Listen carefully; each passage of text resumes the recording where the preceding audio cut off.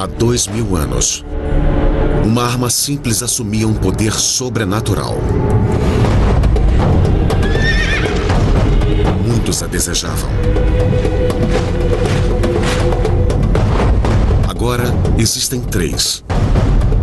Será que alguma delas fez parte da crucificação? Finalmente, a ciência pode fornecer essa resposta.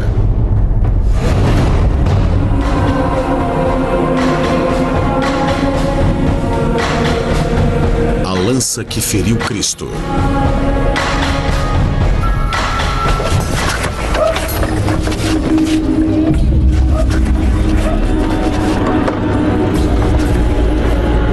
A lenda da lança sagrada começa com a crucificação de Jesus Cristo.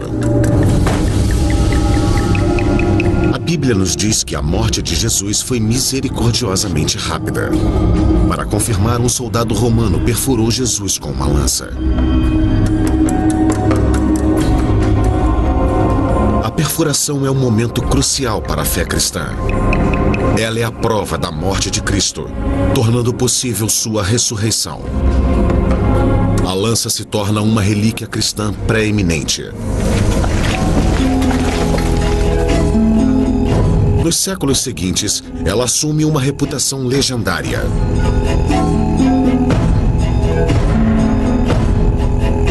Dizem que o imperador Constantino tinha a lança sagrada quando impôs o cristianismo no Império Romano.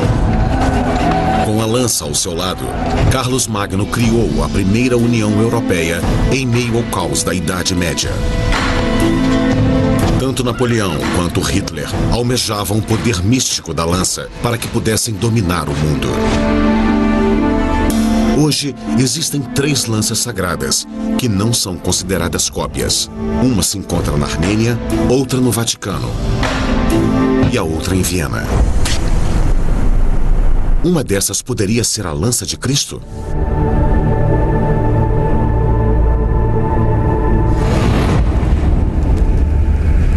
O padre Peter Owen Jones, da Igreja Anglicana, sempre quis descobrir. Ele embarcou numa missão para examinar a história de cada uma das lanças, na esperança de descobrir se elas poderiam ter feito parte da crucificação. A lança, como muitos outros ícones cristãos, é uma importante parte não apenas da história cristã, mas de toda a história.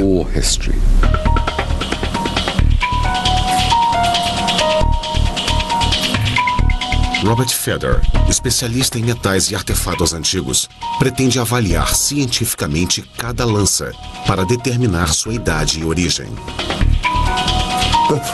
As 3 lanças, de um ponto de vista científico e histórico, apresentam um forte indício de que são de um momento bem antigo da história, possivelmente próximo à época de Jesus.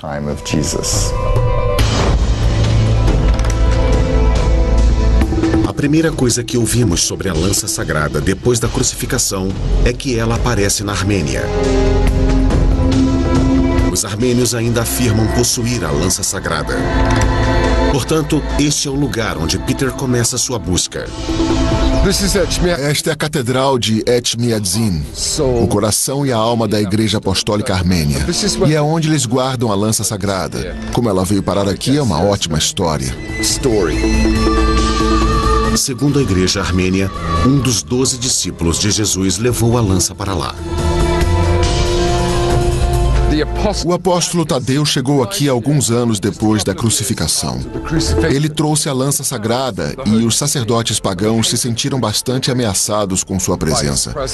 E por isso ele foi decapitado. Antes de ser morto, Tadeu converteu alguns poucos pagãos ao cristianismo. Eles ficaram com a lança a escondendo numa caverna secreta que depois se tornou o mosteiro de Gerhard. Gerhard significa lança em armênio.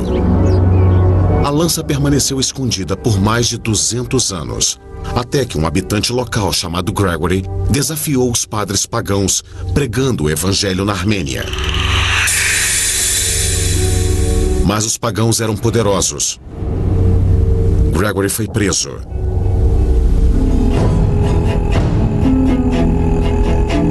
nas sombras do Monte Arará, onde a Arca de Noé desembarcou, se encontra o antigo mosteiro armênio de Khor Virap. Peter viajou até este remoto santuário para acompanhar a história de Gregory. Gregory foi torturado e arremessado em uma piscina cheia de cobras, localizada ali. E foi mantido lá por 13 longos anos.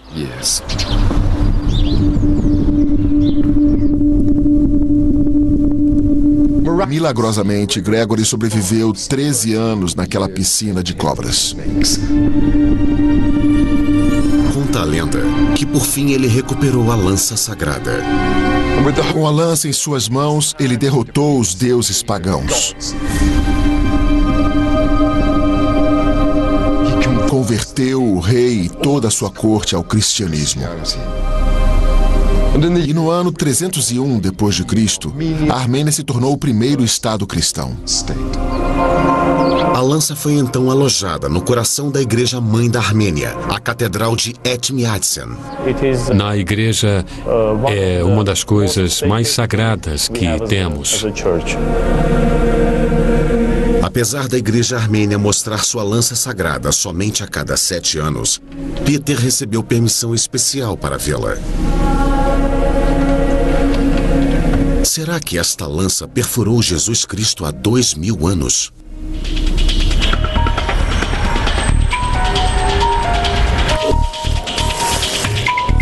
Robert Feder tem uma réplica da lança armênia. Ele a mostra a Mark Hassel, especialista em armas romanas.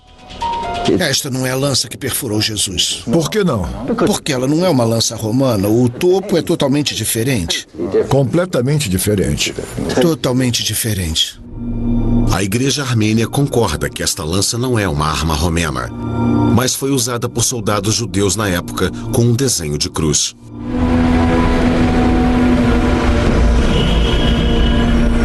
A segunda lança sagrada que Peter investiga é a do Vaticano. Aparentemente, ela trouxe a paz para inimigos mortais, os muçulmanos e os cristãos. A investigação de Peter começa aqui, nas muralhas de Constantinopla, atual Istambul. 600 anos após a crucificação, Jerusalém foi conquistada pelos persas. Então, o conto da lança do Vaticano foi dividido em 2.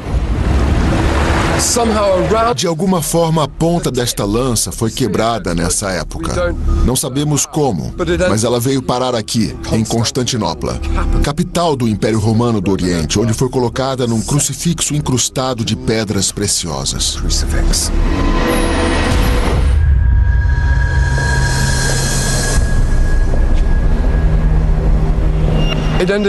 Ela veio parar aqui, na antiga igreja de Santa Sofia, mas levou mais 80 anos para outra parte se juntar a ela.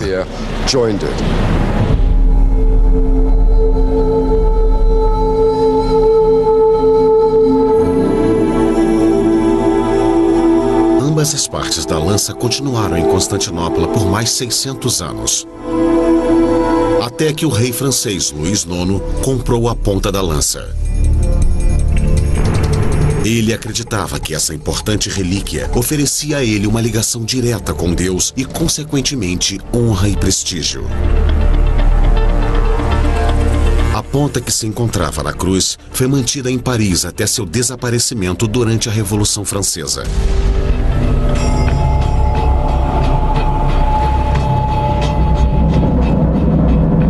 O resto da lança continuou em Constantinopla, que foi conquistada pelos muçulmanos no século XV. O mundo ocidental era dividido nesses 2 enormes blocos, cristianismo e islamismo. A lança de Cristo também foi dividida em 2 partes. A ponta ficou em Paris e a maior parte dela na Constantinopla Islâmica. Em 1492, o sultão deu o resto da lança ao Papa e, em troca, pediu que ele mantivesse seu irmão preso na Itália, já que ele estava reivindicando seu trono.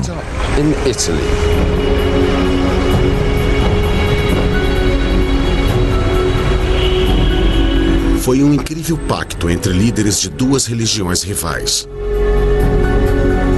A lança sem a ponta foi levada à Basílica de São Pedro e vendida mais uma vez. O Vaticano não faz nenhuma reivindicação quanto à sua autenticidade.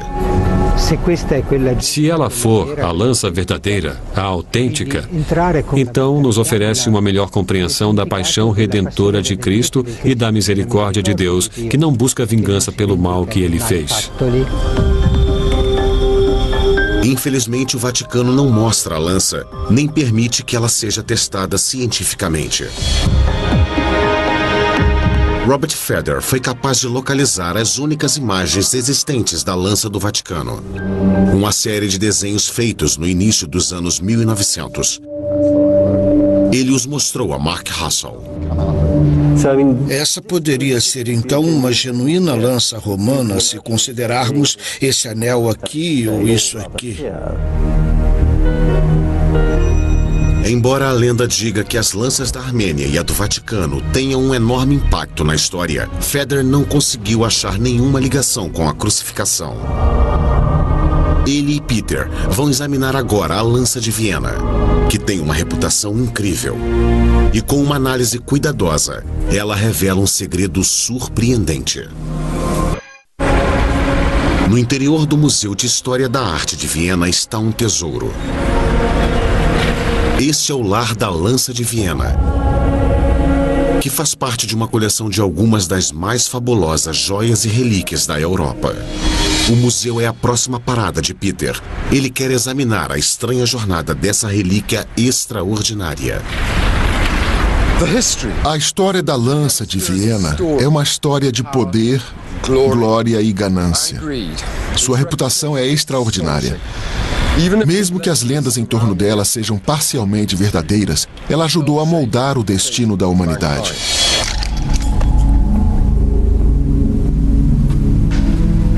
Diferente das outras lanças, ela não pertence a uma igreja. O museu concede a Robert Feder a oportunidade única de testar essa relíquia de valor inestimável. Para um especialista em metais antigos não há nada melhor. O que Peter descobre o leva a uma extraordinária viagem no tempo, pela história que envolve alguns dos personagens mais poderosos e horripilantes dos últimos 2000 anos.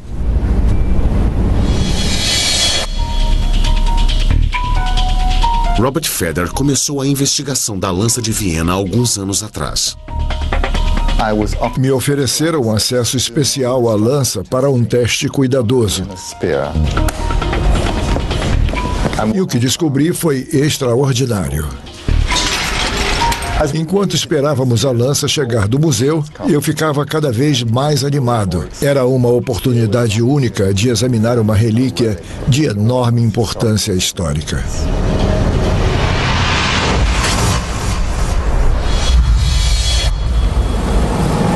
Feder não tem permissão para conduzir nenhum teste invasivo que possa danificar esta relíquia, como o de datação por carbono.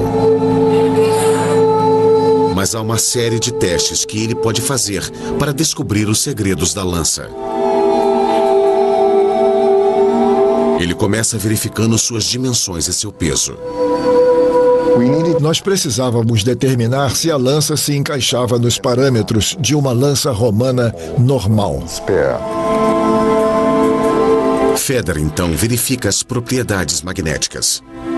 O ímã mostra que a lança foi feita de ferro. Em seguida, ele procura resquícios na relíquia. O menor vestígio de material biológico pode ser usado para determinar qualquer resto humano.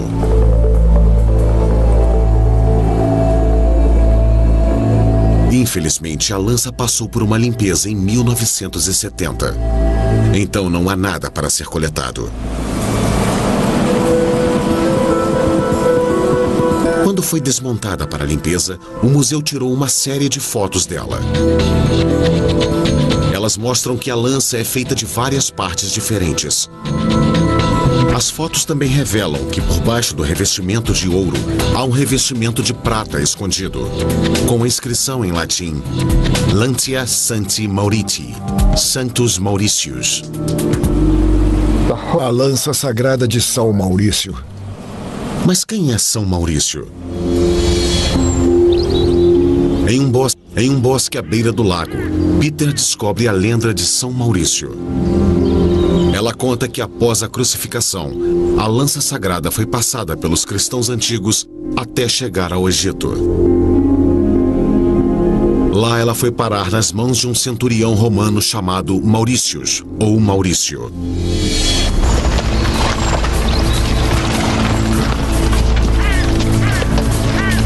Ele era cristão e comandava uma legião de soldados cristãos. A história conta que no ano 286, ele levou a lança para a Europa. O imperador romano Maximiano ordenou que Maurício e sua legião ajudassem-no a acabar com uma revolta violenta na Gália, perto do lago de Genebra, na atual Suíça. Mas quando ele chegou lá, a revolta já estava sendo duramente reprimida.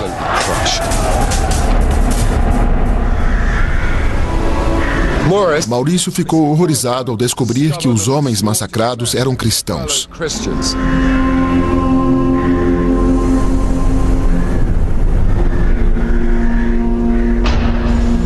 O imperador Maximiano exigiu então sacrifícios pelo sucesso da missão.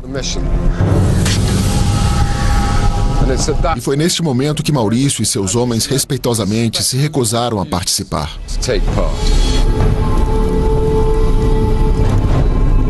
Todos os cidadãos do Império tinham que se sacrificar pelo sucesso do imperador e do Império. E o fato de que os cristãos não se conformavam com isso é visto como um crime.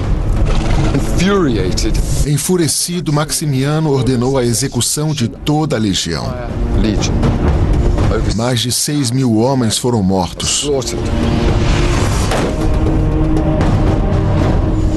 A devoção constante de Maurício diante da morte mais do que certa se tornou o código da cavalaria para os cavaleiros medievais.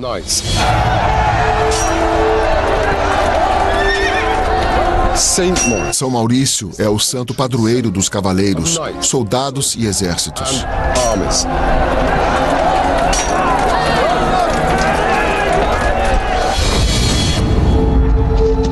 A pessoa que fez a inscrição no revestimento de prata obviamente acreditava que São Maurício carregava a lança. Mas quem foi? E por que o revestimento de prata foi colocado?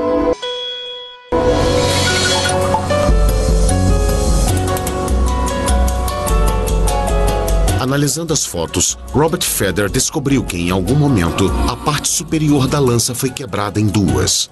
A camada de prata foi acrescentada para fortalecer a lança, depois dela ter sido quebrada. Feder acredita que a lança provavelmente foi quebrada quando foi feito um grande buraco na lâmina, a fim de inserir um tipo de prego nela. Ele passou a lâmina em uma máquina de raio-x para ter uma visão melhor do misterioso prego. Ele tem uma forma em comum. Por que o prego foi colocado na lâmina? Quem o colocou? As respostas destas perguntas levam a uma das mais importantes decisões da história.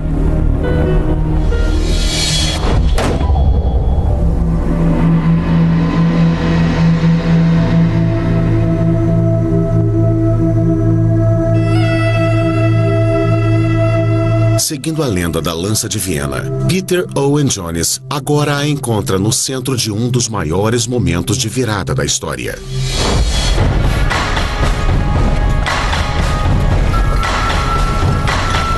Após a execução de São Maurício e sua legião, a lança foi parar nas mãos de um homem que mudou o destino do mundo.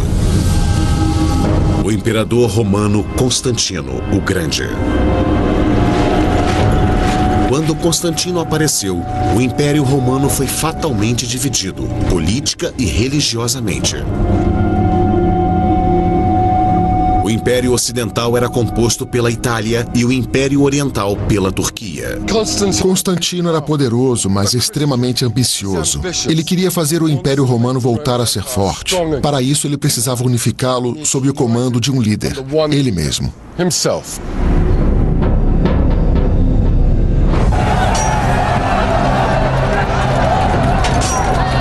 Diz a lenda que, um pouco antes da batalha decisiva que deu a Constantino o controle do Império, ele teve uma visão.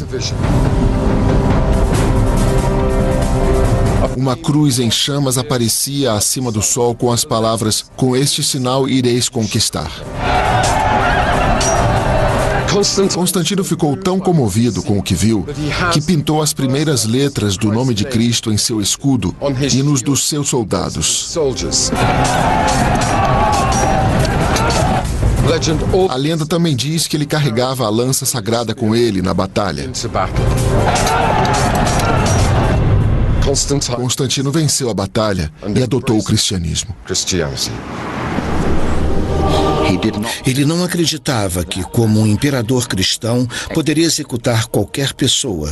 Por isso, ele adiou seu batismo por causa da antiga crença de que o batismo limpa todos os seus pecados anteriores. Mas não os que estão por vir.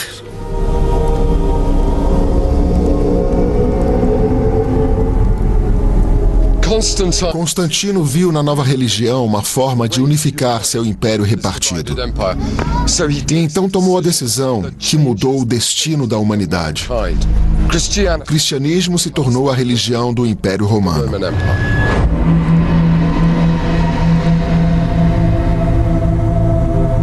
A lenda diz que ele estava com a lança sagrada quando tomou a decisão. Parece bom demais para ser verdade. Mas se ele estava levando a lança que o fez vencer a batalha, também não poderia estar com ela na hora dessa importante decisão?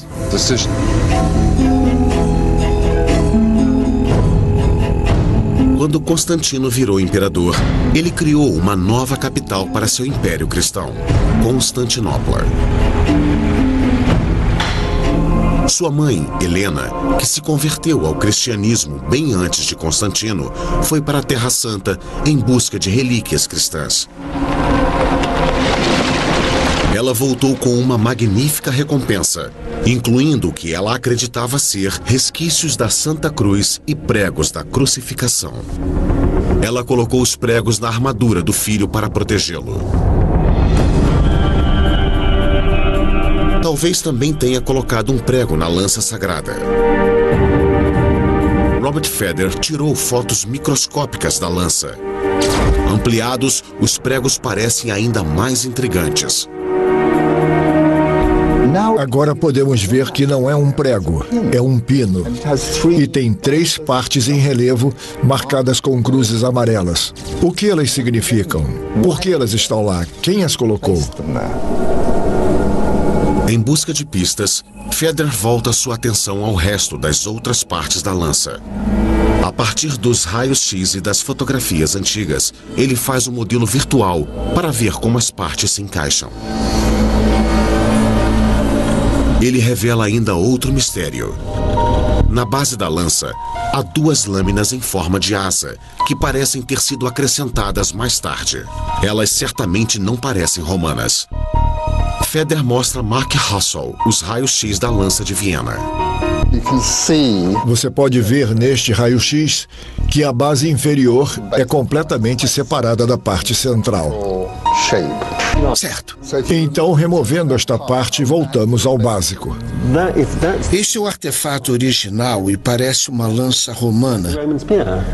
Mas essa cruz é o tipo de coisa que não esperamos de uma lança romana, mas sim de lanças pós-romanas da Idade das Trevas.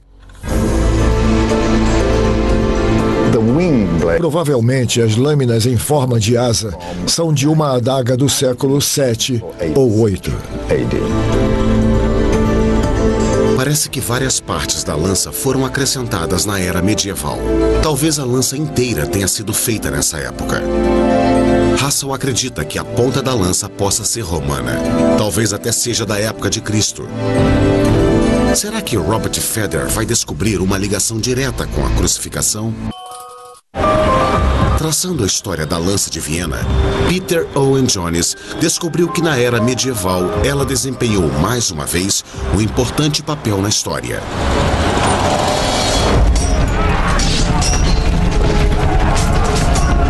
O Império Romano entra em colapso no ano 476, sendo derrubado por tribos germânicas. É o início da Idade Média. A ordem do Império foi substituída por caos e violência.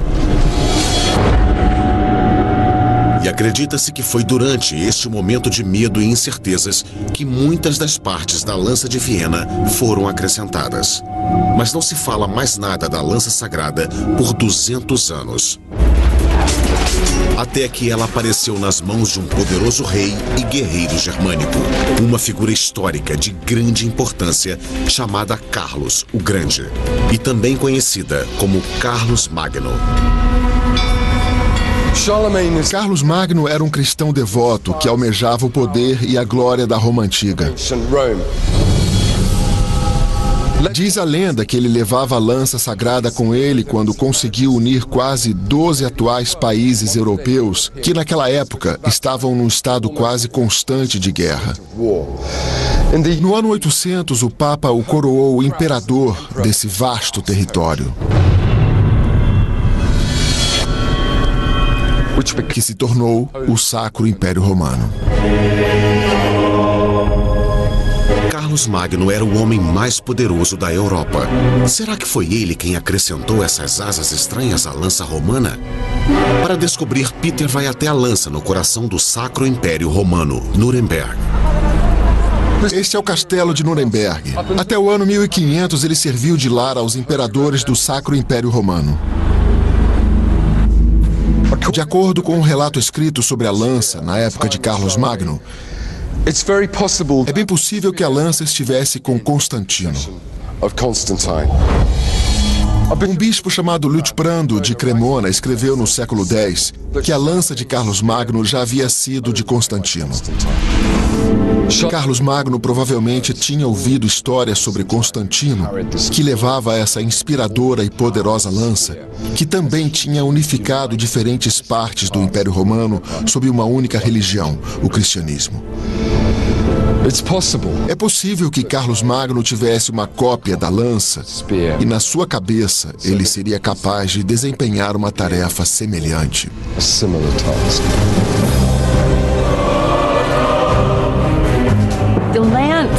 A lança funcionou tanto como um sinal do apoio de Deus ou de Cristo a esse soberano e como um sinal de que essa relíquia que tocou o corpo de Cristo deveria estar com ele, quanto como um exemplo do direito divino de governar e conquistar. Talvez seja por isso que a inscrição tenha sido acrescentada ao revestimento de prata. Isso reforça a afirmação de que esta seja a lança sagrada. Robert Feder examina o revestimento de prata para descobrir quem o colocou. Clavus Dominicus Henricus Dei Gratia Tertius, Romano Imperator Augustus. Henrique, pela graça de Deus, III, imperador romano, ordenou que esta faixa de prata fosse feita a fim de reforçar o prego do Senhor e a lança de São Maurício. Henrique III é um descendente de Carlos Magno. Ele foi coroado imperador do Sacro Império Romano em 1046. Isso ajuda Feder a descobrir de quando é o revestimento. A camada de prata remonta ao século XI. Enquanto Feder começa a acreditar que a lança de Viena pode ter alguma ligação com a crucificação, outra lenda medieval conta que a lança teve um grande impacto bem longe da Europa. Ano 1097, época da Primeira Cruzada. Cerca de 70 mil homens e mulheres de toda a Europa responderam ao chamado para libertar a Terra Santa da ocupação muçulmana. A caminho de Jerusalém, eles cercam a cidade de Antioquia. Antioquia se situa no Vale Fértil do rio Orontes. É uma cidade cercada por enormes muralhas no topo das colinas que as circundam. A cidade aguentou por 8 longos meses, mas finalmente se rendeu e foi tomada pelas cruzadas.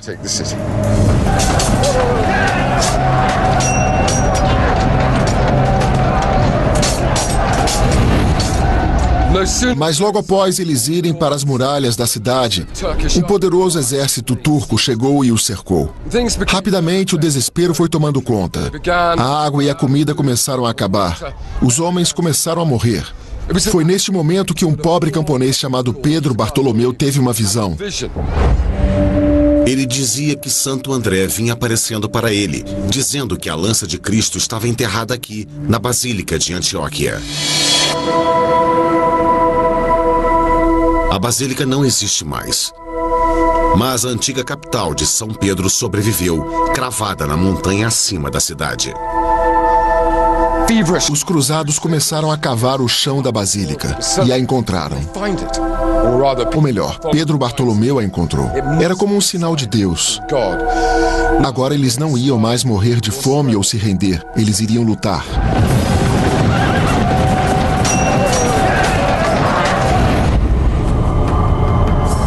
Os cruzados dirigiam-se para fora da cidade sitiada e, indo contra todas as probabilidades, milagrosamente derrotaram um exército turco muito maior. De Antioquia, armados com a lança, os cruzados vão para Jerusalém. Em seguida, os rastros dessa história desaparecem.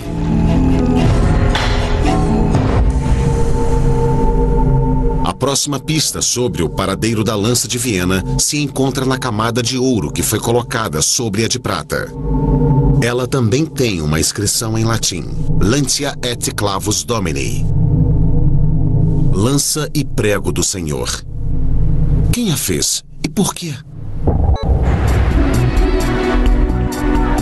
No castelo de Nuremberg, Peter descobre que o próximo dono da lança sagrada foi um poderoso governante do século XIV. Em meados dos anos 1300, Carlos IV era o rei da Alemanha. Ele pretendia ser imperador do Sacro Império Romano, mas ele precisava de outras relíquias que dessem a ele poder e credibilidade. Ele se apoderou da lança sagrada. Para abrigar suas relíquias, Carlos construiu uma fortaleza imbatível fora de Praga, na República Tcheca. Ela era chamada de Castelo de Karlstein. Dentro dela, ele construiu uma capela decorada com obras de arte de valor inestimável e pedras preciosas. A lança de Cristo e outras relíquias eram mantidas em uma câmara secreta, atrás do altar. Ele acreditava que ela dava a ele uma ligação direta com todos os santos no céu, que no dia do julgamento retornariam à terra e reivindicariam suas relíquias. Eles também veriam com bons olhos aqueles que tomaram conta delas.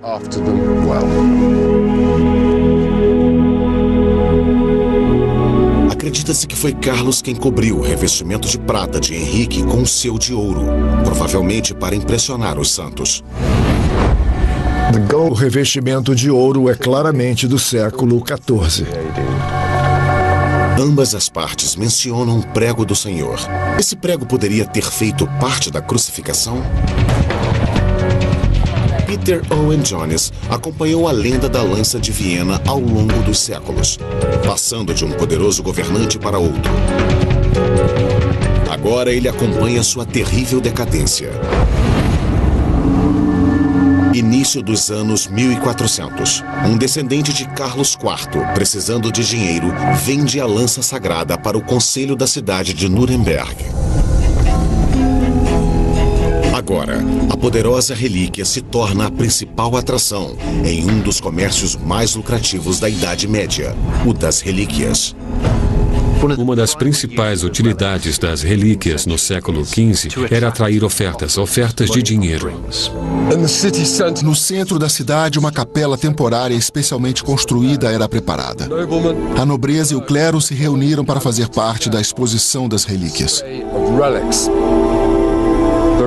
Tinha um dente que pertenceu a João Batista, uma lasca de madeira da manjedoura, um osso do braço de Santana e, finalmente, a lança sagrada.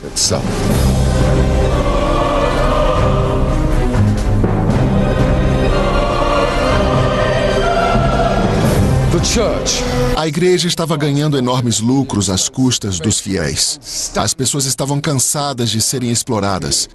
E com o movimento pró-reforma se espalhando rapidamente, as fortunas de Nuremberg começaram a decair. A lança foi trancada em um cofre de prata ornamentada e ali permaneceu praticamente esquecida pelos próximos 400 anos. Robert Feder ainda está em busca de alguma pista que conte algo sobre o misterioso pino na lâmina. Ele agora expõe a lança a uma pista de fluorescência de raio-x que irá analisar sua composição metálica. A fluorescência de raio-x não pode determinar precisamente de quando é o ferro. Feder precisa então confiar na opinião de Mark Hassall sobre a ponta da lança. Ela provavelmente é romana e foi feita entre o século I e o IV. Mas o pino produz uma leitura intrigante.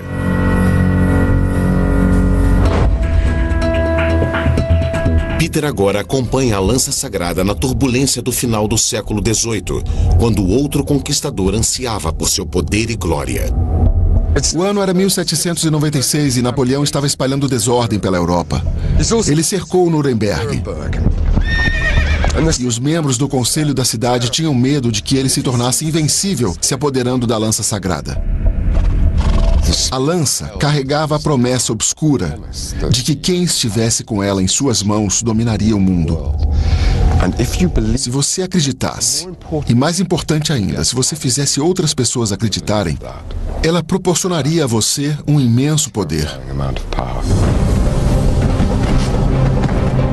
Os membros do Conselho de Nuremberg decidiram escondê-la em Viena.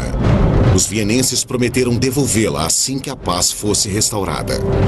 10 anos depois, Napoleão conquistou boa parte da Europa, incluindo a Alemanha. E ao fazer isso, ele pôs fim a um regime de 1000 anos do Sacro Império Romano. Durante o caos e a confusão que se seguia, a lança permaneceu em Viena.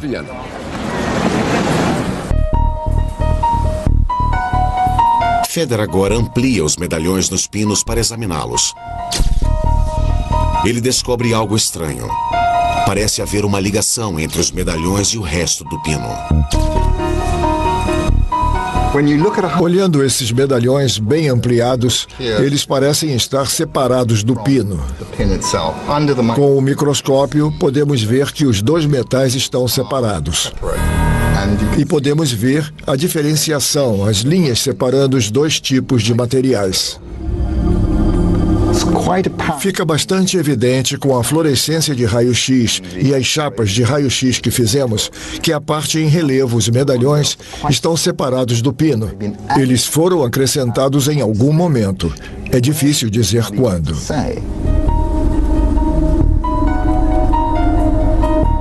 Feder agora conduz um importante teste. Ele avalia a composição metálica do prego romano do século I. Será que coincide com as dos medalhões? Se coincidir, significa que a lança de Viena apresenta fragmentos dos pregos da crucificação, talvez os que Helena trouxe da Terra Santa para o imperador Constantino. Para entrar em 2012, você pode organizar uma festa fantasia ou se preparar para o fim do mundo. O sistema de escrita e a organização dos maias. A jornada de Peter agora o traz ao capítulo mais obscuro e recente da história da lança sagrada. Por mais de 100 anos, a lança continuou em Viena.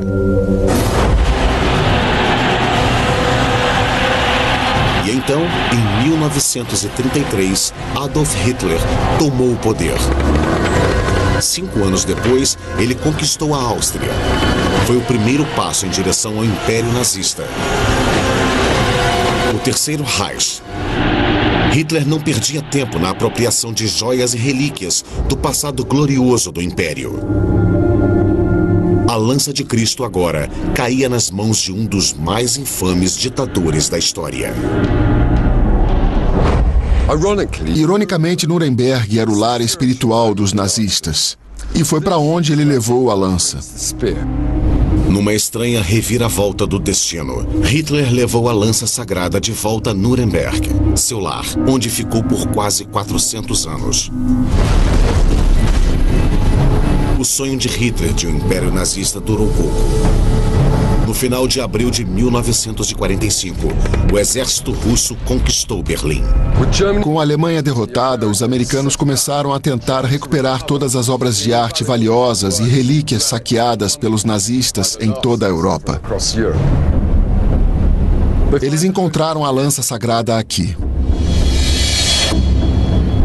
Eles a levaram de volta ao Museu de História da Arte de Viena, onde ela continua até hoje. Os resultados do teste com fluorescência de raio-x que Feder conduziu no prego do século I são intrigantes. O prego também tem cobalto, assim como os medalhões. Isso poderia significar que os medalhões que parecem ter sido martelados no pino vieram de um prego romano do século I?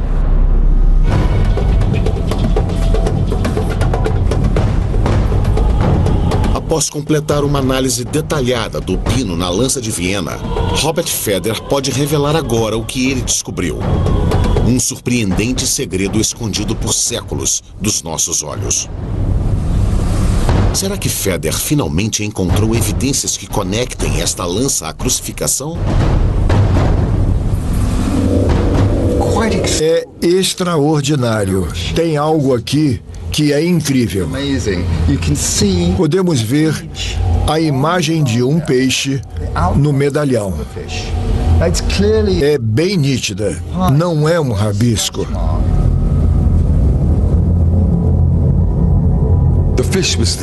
O peixe era o símbolo secreto. O símbolo secreto usado por cristãos antes de o Império Romano adotar o cristianismo. E eles usavam o símbolo porque, às vezes, antes de Constantino, eles tinham medo. Havia um grande risco deles serem torturados e executados. Talvez realçando a importância desse símbolo secreto, Feder descobriu duas letras curiosas próximas ao peixe. Atrás do peixe vemos duas letras romanas, o I e o R, com contorno duplo, o que mais uma vez reflete o tipo de escrita que veríamos em um período distante na história da escrita romana. O que elas significam é uma questão de especulação, mas acredito que signifiquem Jesus Rex, Jesus, o Rei. Sobre a cruz, vemos as letras INRI. Jesus Nazarenus Rex Iudeorum, Jesus de Nazaré, Rei dos Judeus. E as letras IR eram usadas às vezes como uma abreviação.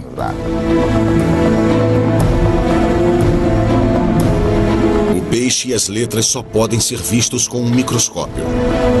Será que era possível inscrever algo tão pequeno nos primeiros anos do cristianismo?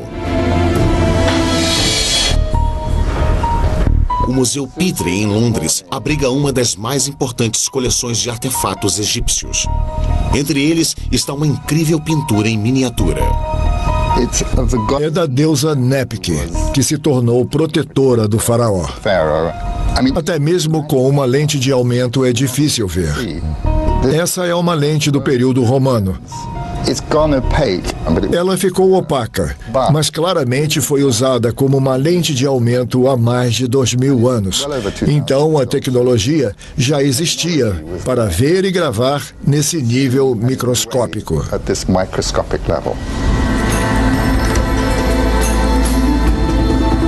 Essas descobertas levam Feder a uma possibilidade fascinante. Alguém teve o trabalho de embutir essas cruzes em cada uma delas, obviamente para marcá-las com algum valor significativo. Ser um fragmento de um prego usado na crucificação de Jesus é uma possibilidade remota, mas uma que não podemos descartar. Com essa descoberta, a investigação de Feder sobre a lança de Viena pode nos deixar mais perto do que nunca da crucificação, uma conquista de grande significado para os cristãos. O verdadeiro valor desse objeto para a gente é um teste de fé. Ele nos permite chegar à mentalidade do que a crença significava. Ele nos permite ver como o sistema de crenças era poderoso.